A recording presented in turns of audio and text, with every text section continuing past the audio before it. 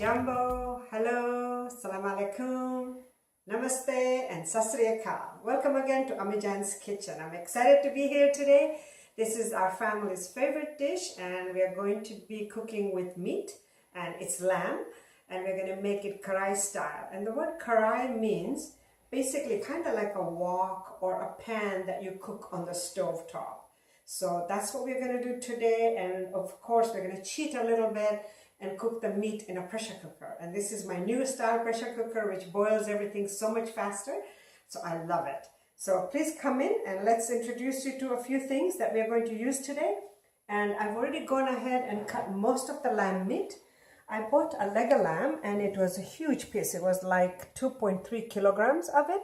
So I've cut it all up, washed, and it's in there. I've kept the bone. I'm going to actually use the bone as well. That's optional. You don't have to. And I've kept this last little piece to show you. Basically, all I'm doing is cutting it up into stew-sized pieces because it's going to boil. So here we are. We've got this last little piece of lamb. We're leaving all the fats. There was some extreme fat on the top, which I've gotten rid of. Again, optional. You can get rid of all of it, your choice. So this one, I'm just going to finish to show you basically what I did with the whole leg. And it's that Australian lamb. I think all lamb comes from Australia. And it's lovely. So it doesn't have to be in perfect pieces because you've taken the meat off a bone. So it's not going to be like a big chunk. But that's what I'm after. So here you are again, just to give you an idea. And just bite-sized pieces because you want them to cook to a point where they become so tender that they're just about falling off. Look at that. Lovely. So you've got lots of lean pieces and you're leaving a little bit of fat. Okay, so here we are. We've cut all the lamb up. I've added water. The idea is to add just enough water. I mean, this pressure cooker says I can have only a cup of water, but I want broth.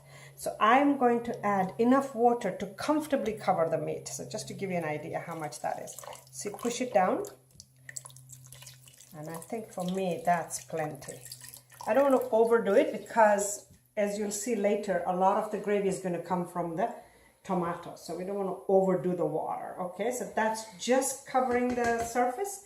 And now this is salt, which I'm going to put in here entirely. And why I say entirely, because the other spices, I'm going to share them with the tomato, which is going to come later. So this is just cilantro and lemon and a bit of chili. So that's my frozen one. This is garlic and ginger. So I'm going to put definitely a big glob of garlic and a little bit of ginger. So that's that. And then I'm not sure. Yes, let's do that. So I'm going to put a little bit of cumin powder. Okay, not all. And then a little bit of the coriander powder. Okay, and that's all. So there we are. We're going to mix it all up. So all we have in here is spices, garlic, ginger, chili, cumin, coriander, and salt. So that's all mixed in nicely, and that little cilantro and chili bobble that I put in, it's already breaking apart. And now it's going to go straight onto the, I'll put that in here so that can go in the dishwasher. There we go. I'm going to put it onto my slow cooker, and whatever your, sorry, this is like a slow pressure cooker. So pressure cooker, whatever cooker you have at home, the idea is to get the meat where it is so tender that as soon as you pick it up, it's ready to fall apart, but not to a point where it's disintegrated. So you judge that on what you have and what sort of equipment you have. Once I do that, we're going to come back and do the other half of this dish, which is the whole Karahi comes in, where it's all done on the stovetop. See you in a minute. Okay, so here we are. This is our next step. I've put the lamb to boil, and we'll wait till that's done and then talk about that again. For the next step, to start with the tomato, and this is what a Karahi is. A shallow dish that you can put on the stove top and cook with. What I've done today is cheated because I didn't have it. In the summer, I prefer to get 15 to 20 fresh tomatoes, chop them up, and then slowly let them stew until all the water has been taken out of it. But today, being that I don't have that, I have taken crushed tomatoes, a big tin. And so that's what I'm going to use. And we're going to start with, the first one is ghee. So obviously this is hot, so I'm just going to turn it down a bit. And ghee is clarified butter, not really. I use margarine, so it's a vegetable fat.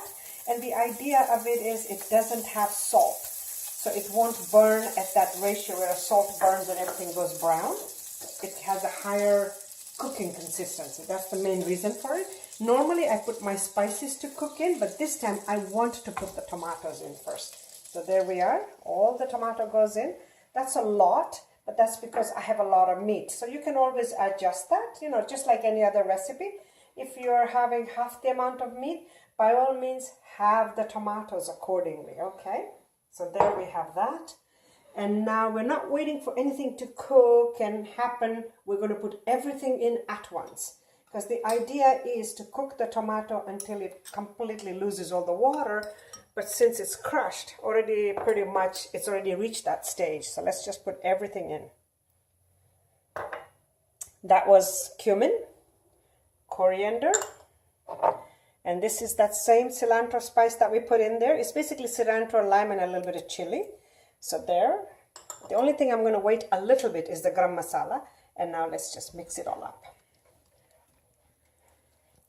And now in order to give it that flavor, which the fresh tomatoes would have been done, because the fresh tomatoes would have cooked for a long time until all the water evaporates, I'm going to kind of do that pretend step with this so the spices can amalgamate themselves into the tomato. So let's just give it a good stir.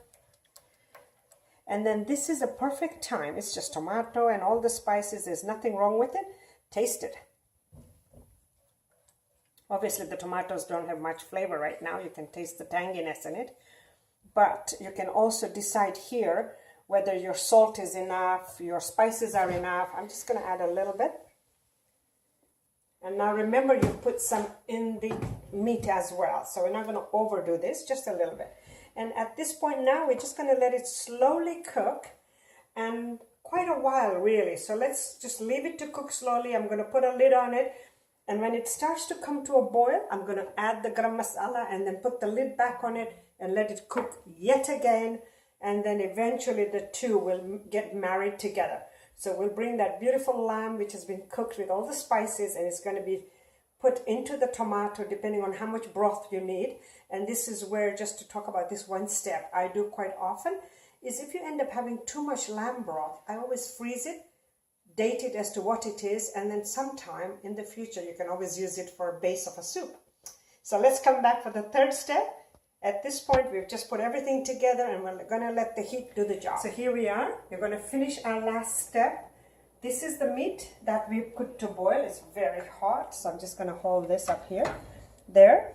And it's boiled beautifully right now. You can kind of get the feel of it. There.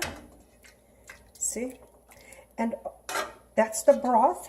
That's a lot of broth. Now, I don't know if you remember there, I had said, and that's my little habanero that I threw in there, and that's totally optional. But this is the broth, what I had suggested earlier. You can see quite a bit of the fat has come off into the broth. So you take the meat first, because I don't want to take too much broth. I don't want it to be runny. And you can reserve the broth for a soup of a different time. So whichever way you want to go with that. Now let's come here. And this is, you can see the tomato, even though it was just a canned tomato and it was already thick to begin with, it now looks beautiful where it's cooked with all the spices and all the flavor and very nice and thick. So this is the karahi and this is gosh. Now we're going to put the two together, okay? And that's where we get the word karahi gosh. So I'm just going to bring it over and ladle with the slotted spoon the meat. I don't mean not put a drop of broth. So whatever, you know. And what I was going to also mention is this is enough to feed 8 comfortably. So if you're having a dinner party, this would feed 8 comfortably. I'm also going to give you an optional recipe of 4 under the video there where we give you the recipe. So not many people want to make it for a dinner party right away, where it's rather try it at home yourself and then you can decide if you want it for a dinner party. So we'll give you that option and you can take it from there. And typically, we've discussed this before, it's lovely served with naan, and sometimes we put naan and rice as well. So this is some of that chili that we had in there. Now I'm just going to tip it a bit. And you know, another solution here too is if you buy a big joint like I did, but you don't want to cook all of it up in Karahi gosh, you could actually save the broth and some meat for a different time. So, you know, I mean, the options are endless, right? So let's just get this out of the way and come back here. There. And now, just so it doesn't taste like the two are completely separate entities, we are going to bring this whole mixture to another simmer. So we'll bring it to a boil and then leave it to simmer for quite a while, and then add the cilantro as a garnish to finish it, and then serve it with naan. So honestly, that's still too much sauce. I have quite a bit meat in there, so I'm going to try and get that out, but it's become where the broth is almost taken over. So I'm going to decant the broth in a couple of jars and put them away, and then put the balance of the meat in here. So here we are. Welcome again to the finished product. This is our Karahi gosh, all finished. I've garnished it with some cilantro and smells delicious. I really hope you try this at home and enjoy it. And thank you again. Please like and subscribe and join me again for next video on Ammijaan's Kitchen. Have a good day.